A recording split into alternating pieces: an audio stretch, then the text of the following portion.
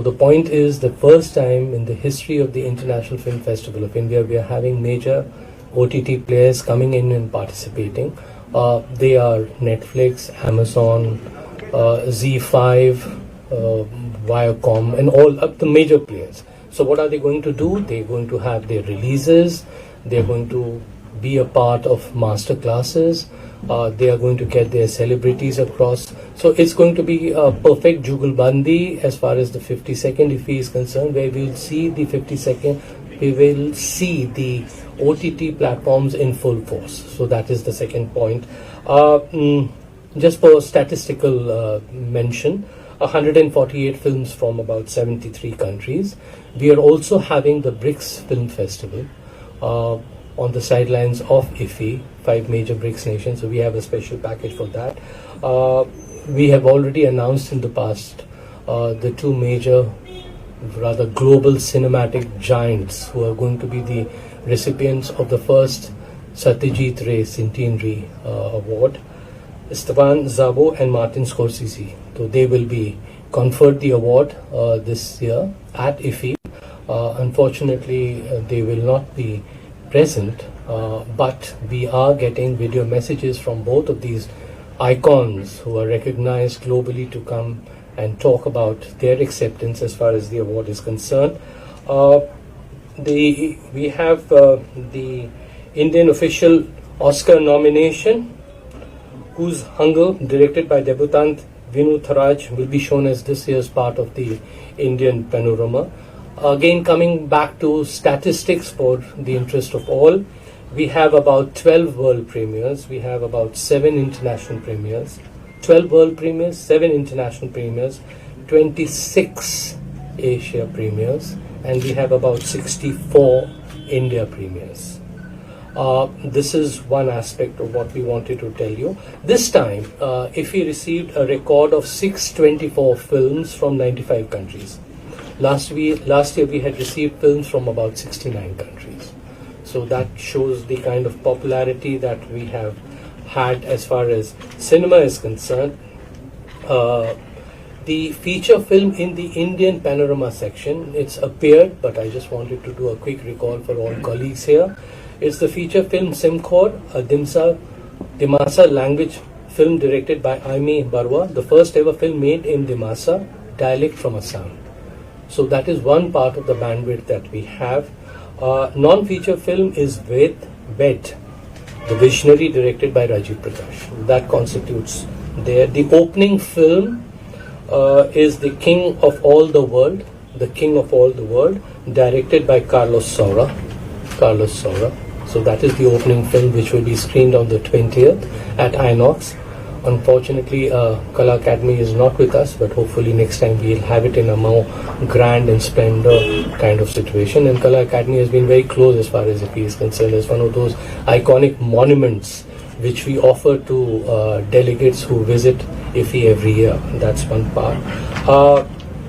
The mid-fest film is Power of Dog, directed by Jane Campion, who won the award for the best director at the Venice Film Festival. So that's the mid-fest film. I must admit that that film has come to us through Netflix, and they facilitated the India premiere for that. Closing film is a Hero, directed by Asghar Farhadi, the Grand Prix winner at the Cannes Festival. Why we say this is, we just want to give to you a flavor of the kind of programming and films that are coming in as far as the International Film Festival of India is concerned, and the recognition of the IFFI platform, which we do in collaboration with EST and DFF, as far as getting films from abroad and presenting the best as far as Indian and world cinema is concerned. There would be about 18 specially curated films which would be a part of India at 75. That's one part of the story. We have announced earlier the international jury, so the jury is coming, so that's good news for her. Rakshan Banitamad, the Iranian filmmaker who is the chairperson, she's flying in tomorrow evening. The other important thing is that this institute in Paris, Gobelin School of L'Image at Paris, they are going to conduct master classes. And this is the first time that they're coming to India. So 3 days of spectacular master classes. Anyone can register. Students are registered for free on the virtual platform. We, as a step up from last year, we are going to have roughly about number of films, about 45 to 50 films which will be screened on the hybrid platform, or rather the virtual platform. So that's exceedingly very important. Other piece of information, around 30 films have been shortlisted which feature in other festivals, which would be a part of the International Film Festival in the festival Kaleidoscope and the Panorama section. So people who've been covering IFFI would know it very well as to what all we have. We will give you a press release where we will talk about the homages that would be given at the 52nd IFFI for all those eminent personalities who are unfortunately not with us. Dilip Kumar ji, Sumitra Bhave, Buddhadev Das Gupta, Sanchari, Vijay, Surekha Sekri, Jean-Paul Belmondo, Bertrand Tavernier, Christopher Plummer, Jean-Claude Carriere.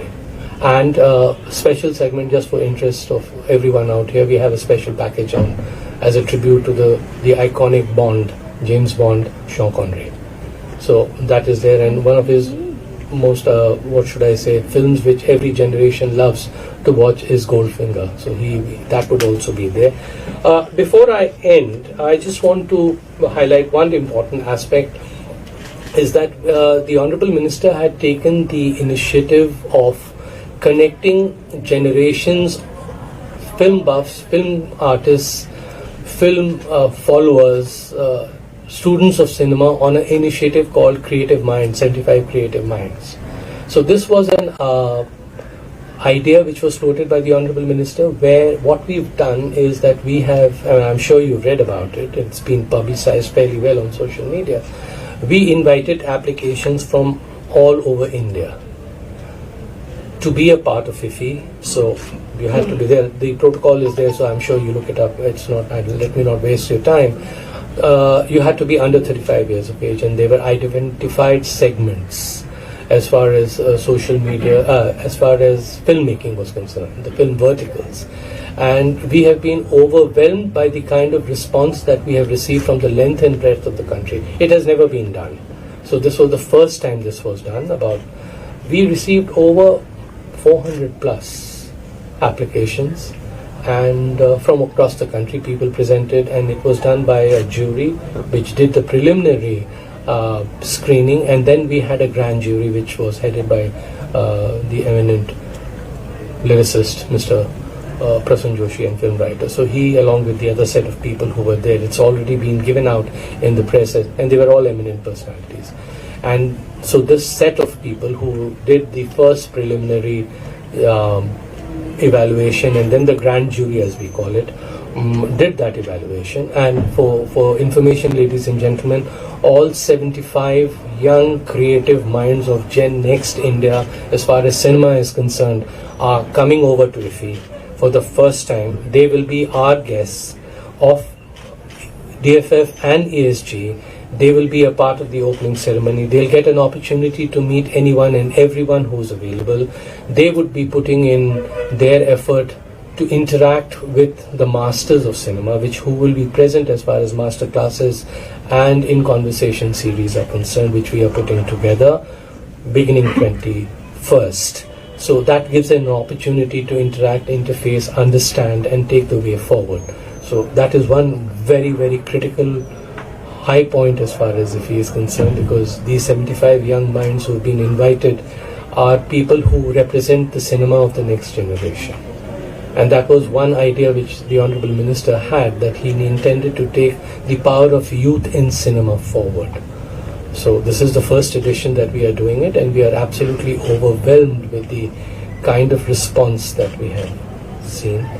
I think I have spoken quite a bit to give you a flavor of what the 52nd IFFI is all about. And sir, I request sir, if you want to add sir, something up as from ESG side, sir. Well, good afternoon. I'm from ESG side, and our responsibility is to provide the required infrastructure in Goa, and we have been successfully doing this for the past few years. And today we are ready with all the required infrastructure in place, and the elections are going on. The decor part of it we take care of. At the same time, preparations at the opening and closing ceremony, it is on forefront. All the works are as scheduled. I may not be correct to say that as scheduled because of the rains. Some of the things are disrupted, but even then we will be able to catch up all the schedules, and we are confident of having a good IFFI this year as a part of street decor and main decor, ESG, and everything is in perfect. We look after the hospitality, we look after the air travel, we look after the human resource and manpower required for this. We shall be taking care of this pandemic also, whatever SOPs and the health guidelines. We shall take care of every guest that we receive here should be safe for another 10 days, and they will go back with good memories. And that's all. We are ready and we are all set to welcome all the international and national guests here, and we shall take care of all hospitality with up to their satisfaction. Ma'am, from PIB side, anything else? Thank you ESG and thank you DFF for calling us also here to be part of this Curtain Raiser press conference. And as always, we work very closely with ESG and DFF to kind of provide extra information dissemination campaign as far as the IFFI is concerned. So this time also we are one pit stop point for information dissemination as far as the film festivals are concerned. We have opened up a media center there for the friends of the media, for all of you who can come and use it, and we are there. We'll be ready with the schedules, whatever DFF has planned, and we'll be giving you press releases, photos, etc., whatever you need. Anything extra that you need, I'm always there at the media center. Do let me know. And follow us on PIB Goa and PIB India Twitter handles for latest updates on IFFI, whatever you need to know. That's all from my side, and over to you. Yeah, can I just add? Sorry, I forgot to. Because there's so much of information. We lost one of the brightest stars of the film industry recently. It was a huge shock to everyone who follows cinema, especially who follow Kannada cinema. We lost Puneet Rajkumar in very, very unfortunate circumstances. He is definitely a part of our homage. I mean, we pay respect to the man who created waves as far as cinema is concerned and created a narrative which is unmatched and unparalleled. So Puneet Rajkumar is within our hearts and mind, and we offer our tributes to this wonderful star. Finally, I think at times you would like to know as to what is the kind of star presence. I can assure you that the star presence will be fairly good. It's quite star-studded, and it will be a talked about kind of presence of prominent film stars to be a part of the opening ceremony. So I would stop at that. Any names? Well, the show is being anchored by Karan Johar and Manish Paul. You have Ritesh Deshmukh. You have Rashi Khanna, Janelia Deshmukh, Moni Roy, Shraddha Kapoor, Ranveer Singh, Salman Khan. Who is the chief guest, sir? Yes. As I mentioned, the Lifetime Achievement Award being conferred on Member of Parliament and the Indian Personality of the Year, Hema Malini ji is coming down. She'll be here. So Hema ji is very much there. So this is the kind of, what should I say, star component or prominent personalities, and there are many more. I mean, Any international stars? Well, as I said, we have issued roughly about 40 tickets so far because of COVID protocol, etc.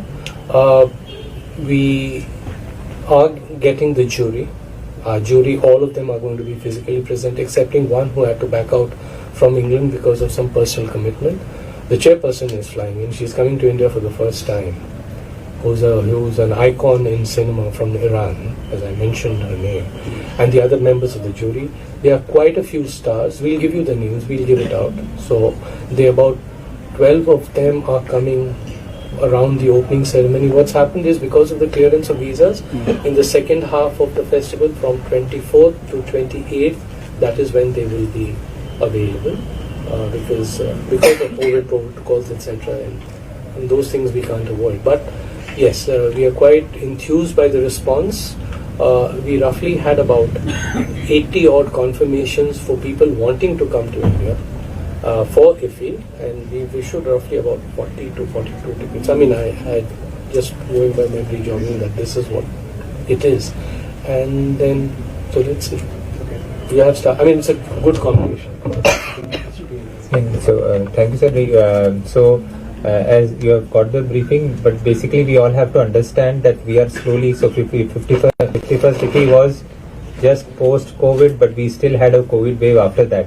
So we are slowly going back to the regular IFFI, not on so much scale. We have both the hybrid model this time, but we will still be having some limitations in scale, even for the opening ceremony, even for the closing ceremony. Some limitations in number, some limitations in scale. So we are taking all the necessary precautions. So I think this is a turning point in the entire IFFI, that now post-COVID we are coming out. Goa also, as you are all realizing, tourism, there's a big boom that's happening.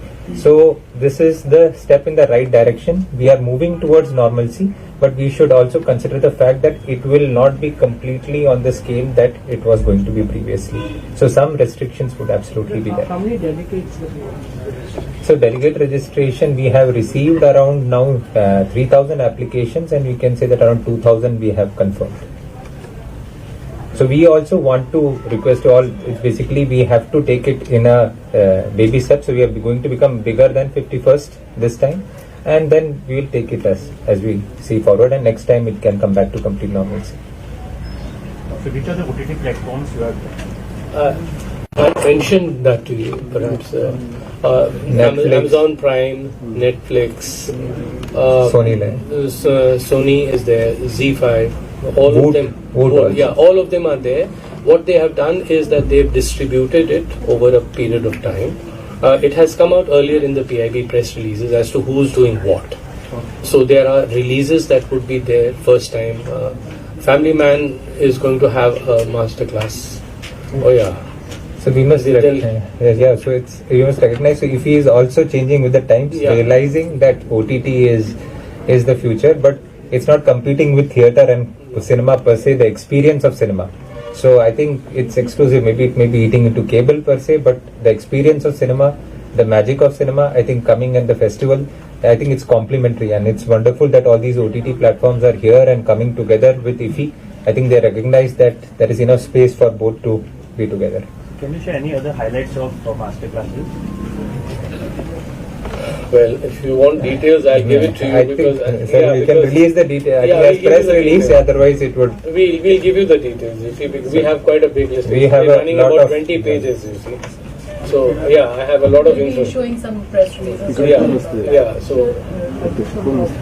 Since the you said about the tribute, the one of the Goans who have expired in April, Mr. Vaman Bhosle, is there any tribute for him since they go?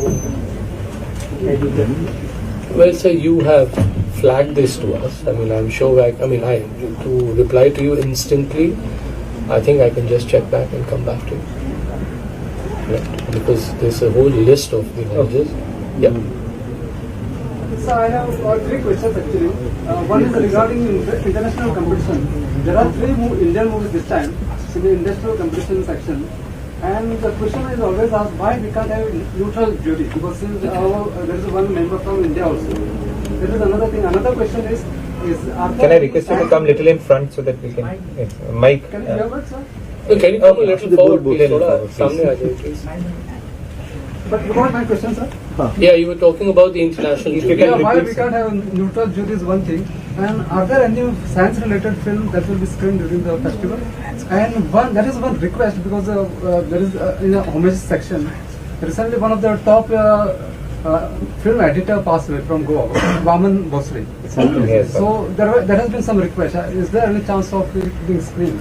Well, you see, I mean, as far as the neutral jury is concerned, the international section is curated by the jury, right? So we have no role to play, as always. Now, as far as the Indian representative is concerned, you have one who's there, a part of Neel Madhav Panda.